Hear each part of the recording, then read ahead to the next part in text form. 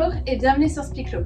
Aujourd'hui, nous abordons une question transversale à la prise de parole et à toutes les vidéos que vous trouverez sur cette chaîne. C'est la question du leadership.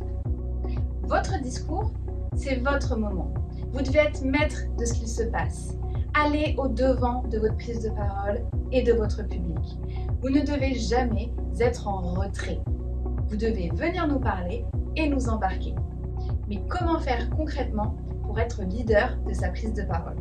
Eh bien, premièrement, je vous le donne en mille, mais être leader de sa prise de parole, c'est bien sûr respecter tous les points du non-verbal et du paraverbal.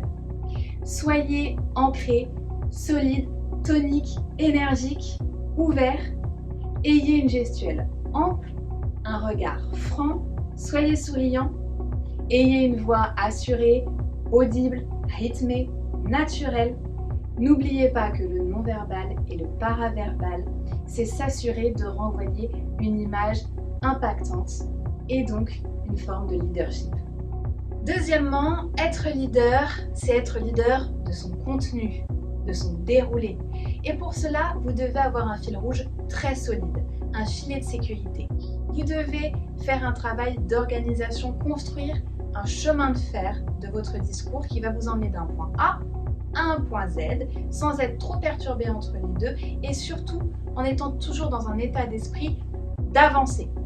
Quelqu'un qui lead, c'est quelqu'un qui ne tourne pas autour du pot, mais qui continue d'avancer étape par étape. Avoir un squelette bien construit, c'est mémoriser ce squelette qui va vous permettre de naviguer librement entre ces arguments et de vous appuyer sur votre spontanéité, qui est un ressort très efficace pour afficher votre leadership. N'oubliez pas, être leader de son propos, cela vaut aussi quand on a un diaporama. Nous avons fait une vidéo à ce sujet. Parler avec des slides peut effacer votre leadership si vous avez le réflexe de vous mettre derrière vos slides, de vous cacher derrière votre diaporama. N'oubliez pas, on se met toujours devant, c'est vous la star du moment, y compris quand il y a des slides. Troisième point, pour rester leader de votre prise de parole, interagissez avec votre public. Posez-lui des questions rhétoriques qui vous font garder la main. En tout cas, ne restez pas dans votre bulle, ne soyez pas dans la simple exécution de votre déroulé, de votre propos. Le public doit avoir le sentiment que vous lui parliez réellement. Plus vous connecterez avec lui, plus il aura la sensation d'être drivé et plus cela accentuera votre leadership.